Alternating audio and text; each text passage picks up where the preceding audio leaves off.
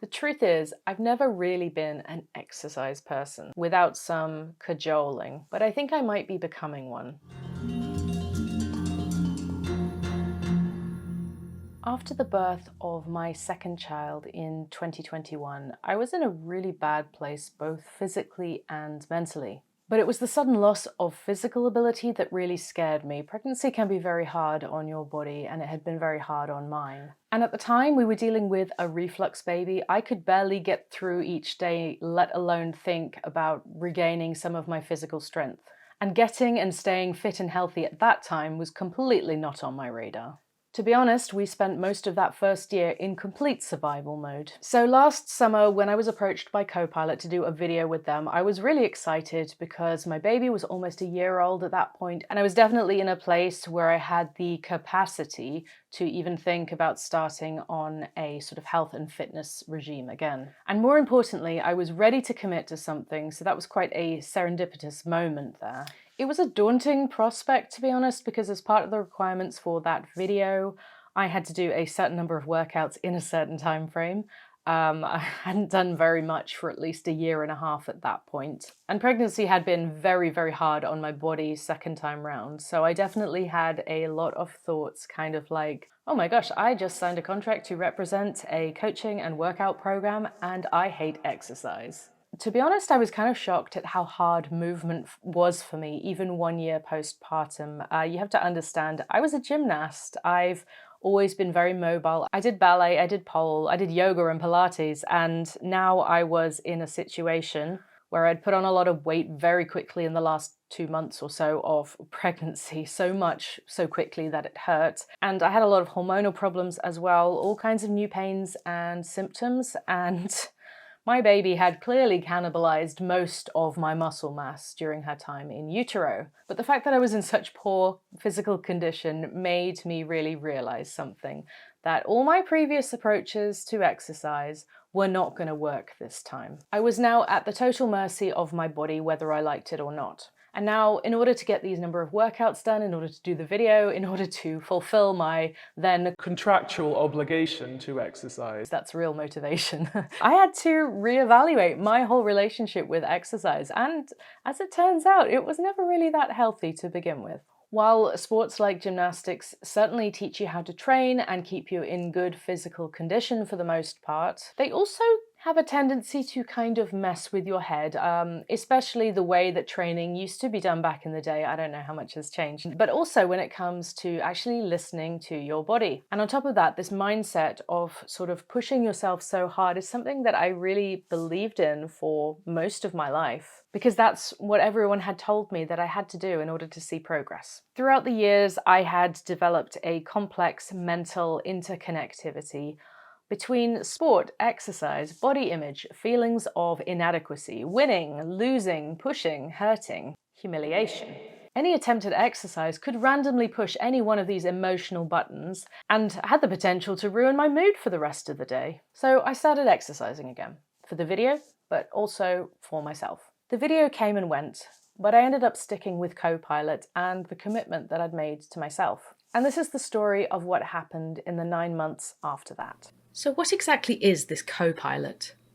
Copilot is an innovative coaching app which provides personalized workouts tailored to your goals and available equipment. I literally just have a yoga mat and coffee table, and all my workouts are customized around that. Additionally, you get accountability and support from a real person, your coach, with the flexibility to work out on your own schedule. Everything is within the app, your workouts, progress, calendar, etc. But Copilot really works because of that human connection. So it's way more than just an app. You are matched with a coach that meets your needs, and if you don't click with the coach you're assigned to, you can always switch at the push of a button. You can book calls with your coach at any time to discuss your goals and your progress, but what I find myself doing more is using their chat function, and actually, usually after every workout that I do, we'll have a little chat. She'll ask how it went and how I'm feeling. And it's just really nice to have that support every single time you work out. And I think I said this last time because I've still got the same coach. Brooke is just so kind and so enthusiastic. 3 days a week just jumping right in wasn't going to work on day one, right? So we're going to say, okay, let's build, let's figure it out. And then now you're here and you've literally crushed 3 weeks in a row of like perfection. I've needed quite a lot of support and encouragement at this point in my journey that I don't think I could have got from working out alone. So we worked together and identified some of my major struggles when it comes to working out, enjoying myself, and sticking to it. I really had trouble sticking to routines, so I would go all in on a workout, get super sore muscles, limp around for 2 days, think about the pain, think about how I don't want to do another workout, maybe get to the next week and do a workout, but also maybe forget, or plan to do a workout with zero accountability, and then things get busy, and who really cares if I don't do it right? And then I would blame myself for not being able to stick to something, and then I'd feel bad. See, exercise makes you feel bad. Another one of my struggles, as I mentioned, I was just pushing myself too hard every time I exercised because I believed that that was the way to do it. Feel the burn, no pain, no gain. Those are cliches, but you think there must be an element of truth to it because extremely muscular people say it, right? They wouldn't lie. Oh, you know, like those trainers who do the fake countdown thing, and then when you're done, they're like, no, give me more. And you're just like, I hate you. See, exercise makes you feel bad. Additionally, I still had, as many of us probably do, intertwined associations between weight and body image and exercise, which meant that exercise for me was associated with poor body image and always feeling like I didn't look good enough, because that's why we're exercising, right? And for me, obviously, not looking good enough was not looking like a 14-year-old gymnast who trains 5 times a week. See, exercise makes you feel bad. Not to mention, when I have been trying to work out as an adult, gyms and group exercise classes are not always sensory friendly. See, exercise makes you feel bad. These were the core beliefs that had been building up in me for years. And so my coach, Brooke, she really had a lot of unpicking to do and a lot of mindset work.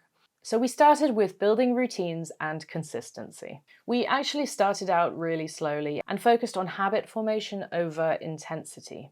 Last summer, I didn't actually believe I could even do 2 workouts a week. So we started with 1 plus a walk, or 1 workout plus some stretching. She built me a 20-minute body weight exercise to start with that I could do anywhere without any equipment. And slowly, very slowly, I built habits. I got used to moving again. I got used to planning when I was going to do that workout. The app itself makes it super easy to do the workouts, record them, and That's keep track time. of everything, as well as telling you what you need to do that day. But then after a couple of months, I got sick, and then I got sick again and again from the petri dish that is daycare and school. Kids are such a joy, aren't they? It was the kind of thing where I'd be sick for a week and then I'd feel better for a couple of days and I'd start feeling worse again. Really, really annoying and frustrating. And I simply wasn't able to exercise during this time. But I wanted to keep going on this journey that I'd started. And my coach helped me realize that building a routine, building a habit is not just about doing the workout no matter what, nor is it about berating yourself for being ill. On the days that maybe we're like, oh my goodness, I don't want to do anything. Oh my gosh, like I'm tired. You know, whatever it is, if that happens, then what do we do? Making sure we have this game plan. Like, if I feel I can truly do absolutely nothing, what's the one thing I know I can do? I don't care if I broke. I'm gonna walk for 60 seconds. I'm gonna touch my toes 5 times, right? Because really that's just saying, okay, can't do this, but I can do this and still Yeah. keeping that habit in versus just, throwing it to the side and like, oh, I'll do it later, and then letting that spiral into off the wagon.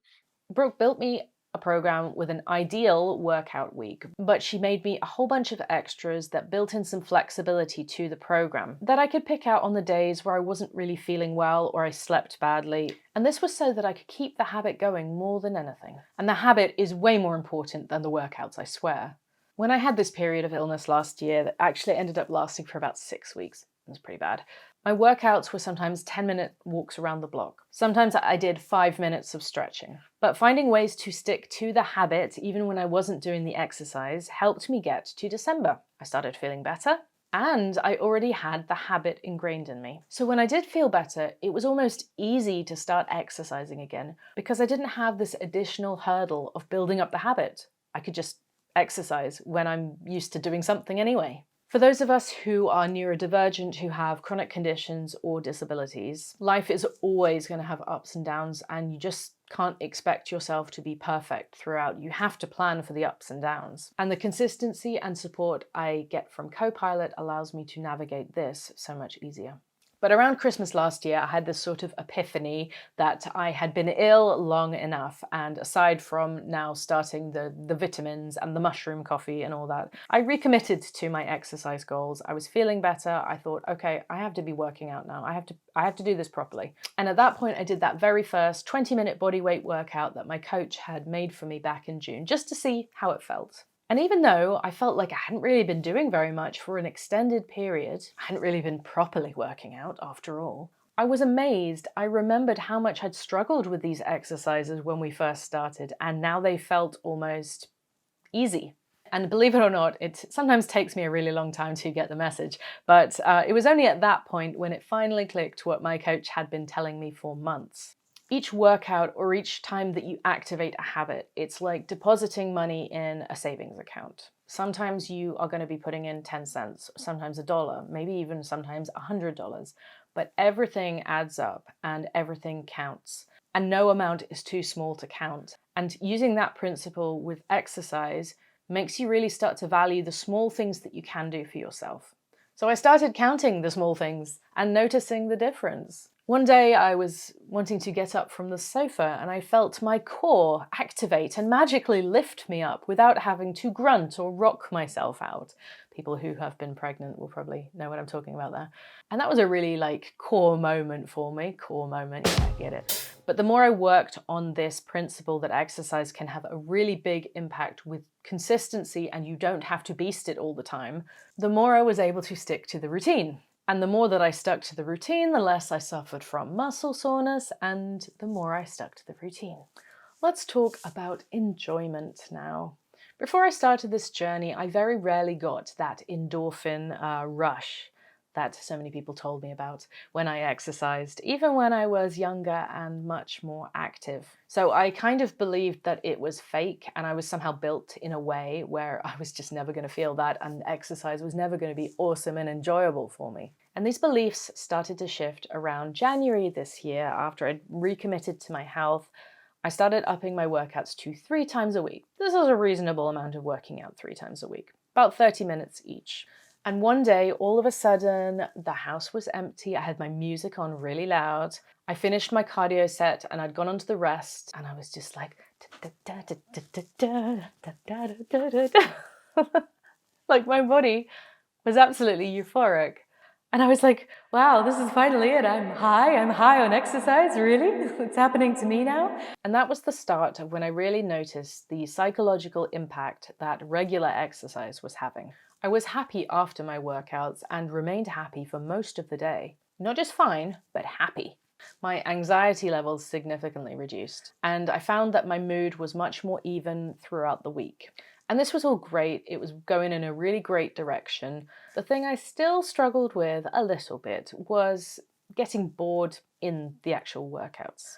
Cardio, boring. Loads of the same thing, boring. So I spoke to my coach about this and we agreed that she would tweak the workouts to shake things up a little bit and keep them spicy. So instead of endless jumping jacks as my cardio, we would do different rounds of different cardio, just to keep it more interesting. And variety is so important to me that we are now changing things up monthly. I'll do these workouts for a month and then we'll have a little meeting, talk about my progress, talk about my goals. We're not just changing things up as a result of, my gains. I just needed an excuse to do this, didn't I? But also to keep me motivated and interested and keep things fun. It's supposed to be fun. It's supposed to be fun. Every time you submit a workout on Copilot, you rate how hard or easy it was and you say how you felt during the workout or after the workout. And then your coach really can get an idea of whether they've got you at the right level. We are now aiming for the level of challenging but doable. That's kind of my mantra. So when I finish a workout, that's my just right baseline. It challenged me, but I could do it. When your workouts make you feel good, you have fun, and then you feel good all day. And then you start looking forward to workouts. And this for me was something that was pretty new and quite strange, but it happened. The truth is, I've never really been an exercise person without some cajoling, but I think I might be becoming one. I'm cajoling my coach now. I'm like, make me more routines, make me more extras now. I'm the cajoler. Body confidence. Oh, here's a juicy one. I have struggled with poor body image all my life, and this generally has very little to do with what my body actually looks like. But once I created a habit and started enjoying myself, I noticed I was becoming more capable and stronger in everyday life. And this led to a different kind of body confidence, which is not about how confident you are standing in front of others in a bikini or filming yourself exercising for a YouTube video, but it's about being confident in your body. It's knowing that I can pick my daughter up and swing her around without putting my back out. Or I can rescue my son from the top of the climbing frame when he's scared. To be perfectly honest, I'm usually the one who's scared at that point, but you know. But there is a great deal of confidence that comes from knowing your body and knowing what you are capable of and being proud of that, and that has nothing to do with what you look like or how much you weigh. I'm now body confident enough that I knew when I filmed these clips, I could attempt a cartwheel or a handstand and not hurt myself. That would be kind of cool, is to be able to do a push-up again. That would be like a Oh, longer term goal. yes, So, I'm about to yeah. write that down. Do Yeah, a yeah. push-up. I love I was that goal. also thinking that I would also like to be able to do a handstand again. That's the amount of strength, like everyday strength and movement. I just want to be able to be like in the park, do a handstand or a cartwheel with my kids. So I'm not necessarily hitting the goals that other people strive for when they are working out or training, but my focus has shifted and ultimately it's brought me to a much healthier mental place. Don't get me wrong, it's still going to take time to unpick all of this, obviously, but exercise is now slowly becoming about having fun, getting strong, feeling capable, and that's a world away from what it used to be. Younger me would never have dared put in clips of her working out on the internet because she would have been like, What if someone sees my skin bunching together and thinks it's a fat roll? What if my thighs exist? but how I feel has just become way more important than how I look. And I don't want to have to live up to some standard just to exist online as I am in the present. So it's been mindset shifts all around for the better part of a year now. And it really does take time to change your habits and change your mind and change your body. The biggest thing that I've realized, and this is actually applicable to many parts of life, is that anything worth doing is worth doing badly. And I don't mean poor form on your squats here. I mean brushing your teeth for 10 seconds is better than not at all. 30 seconds of stretching and 5 squats is better than nothing at all. Working to 70% of your capacity but being consistent is better than giving 100% and then giving up after 2 weeks. And this mental shift has had a big knock-on effect to other areas of my life as well. When I finally got to that sweet spot of 3 workouts a week, of course, my metabolism shifted and my appetite upped. All of a sudden, I needed to eat more, and I realized that I needed to really focus on what I was eating to make sure that I was giving my body enough food. So I started kind of like loosely prepping my food. Once I started prepping my food more, I was able to stick to a diet that kept my blood sugar more stable. And once my blood sugar wasn't so up and down and I wasn't so up and down and hangry all the time, I was able to manage much more in my everyday life. Scheduling my workouts, taking that seriously and committing to that made it seem more natural to take that approach in other areas of my life too. I found myself recommitting in a way to the work that I do here on YouTube and off YouTube, but using these same principles of consistency over pushing. 70% is enough, I promise you, it's enough. And 70% is more fun, 70% leaves you more energy, and 70% will get you there. It'll get you to the same point. Except the difference is you're not going to be burning out to get there. Look at the difference in about 9 months of consistency. My mobility is better, my strength is better, and to be honest, it hasn't been that hard. Finally, understanding the power of consistency has kind of made sense of that quote. I don't know who actually said this. It's attributed to lots of different people, but people overestimate what they can do in a day and underestimate what they can do in a year. So now when I'm having a crappy day, instead of just shutting down and saying, what's the point? Well, most of the time, I ask myself, what can I do? And I genuinely listen to the answer. The consistency that Copilot has helped me achieve has truly changed my life. Part of the reason why I wanted to work with them again. And I can't believe what an impact it's had on me over the last 9 months. To have personal support and customized workouts, the growth and mindset work, the confidence that I now have in my body. My body feels like it belongs to me again. And now I feel like I can have fun and maybe even start trying a little bit of gymnastic stuff that I used to love. I was actually quite amazed when I filmed this what I can still do these days. I haven't been practicing my bridge. This is just a result of working on strength and flexibility with other exercises, so that was quite amazing. And I'm even thinking about long-term fitness goals now because I actually believe that I can achieve them. So I just started the very ambitious journey of achieving one day a straddle lever to handstand. And this is something I don't think I used to be able to do it at some point. And I am so not even close at this point. I can't really do a straddle lever. I can't do up to handstand, but I'm just starting on the very first progressions, and I know that with enough consistency I'll get to the next set of progressions and then the one after that, and one day I'll get there. One day. Not today. So if you want to give Copilot a go, you're inspired to see what you can do, you can get a 14-day free trial when you use my link go.mycopilot.com/yo-samdysam. As always, you can find that link in the description box below.